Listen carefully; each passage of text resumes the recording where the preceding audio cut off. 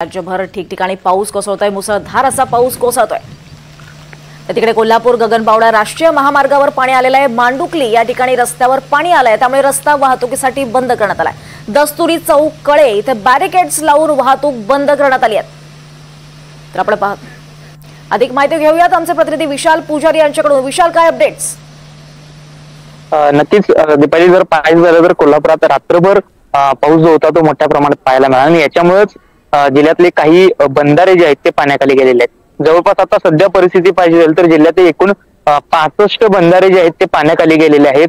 नद्या ज्या आहेत त्या तुडुंब भरलेल्या आहेत आणि याच्यामुळे बंधाऱ्यांवर पाणी आलेलं आहे। पंचगंगा नदीची परिस्थिती पाहिजे झाली तर पंचगंगा नदी सध्या इशारा पातळीकडे वाटचाल करत असताना पाहायला मिळते।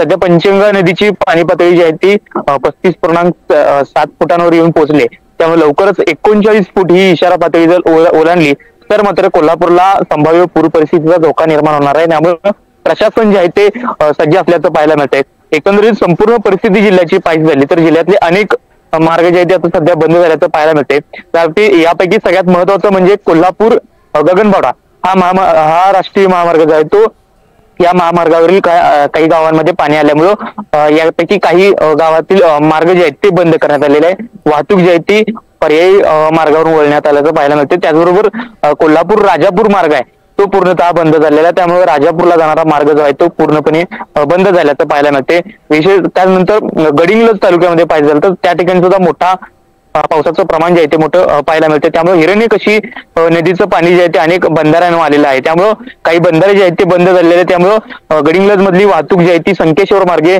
वळवल्याचं पाहायला मिळते। मी सध्या ज्या ठिकाणी आहे तो सध्या परिसर सुद्धा आपण पाहतोय की पंचगंगा नदीचा हा सगळा परिसर आणि या परिसरात सुद्धा पाण्याचा जो प्रवाह आहे तो वाढल्यामुळे आता आपत्ती व्यवस्थापन जे आहे ते सज्ज झाल्याचं पाहायला मिळतंय। आपत्ती व्यवस्थापनाकडून वेळोवेळी खबरदारी जी आहे ती घेण्यात येत असल्याचं पाहायला मिळते।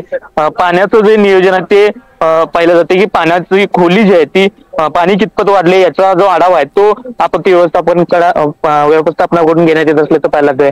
मात्र जर एकंदरीत सगळी परिस्थिती जर पाहिजे आपण आपत्ती व्यवस्थापन एकीकडे सज्ज आहे, मात्र जर परिस्थिती पाहिजे तर राधानगरी धरणाची जी 7 स्वयंचलित दरवाजे आहेत ते उघडलेले आहेत, त्यामुळं कुठेतरी या पाण्याचा विसर्ग झाल्यामुळे नद्यांची पाणी पातळी जी आहे ती आणखी वाढू शकते। विशेषतः पंचगंगा नदीचं पाणी जर का वाढलं तर मात्र हे पाणी शहर परिसरामध्ये पसरतं आणि पुराची परिस्थिती जी आहे ती निर्माण होते आणि त्यामुळेच हे सगळे आपत्ती व्यवस्थापन जे आहे ते सज्ज असल्याचं पाहायला मिळते। सध्या जर पाहिजे झालं तर विशाल, कोल्हापूर परिस्थिती बिकट झाल्याचं दिसतंय। धन्यवाद या सगळ्या सविस्तर अपडेटसाठी।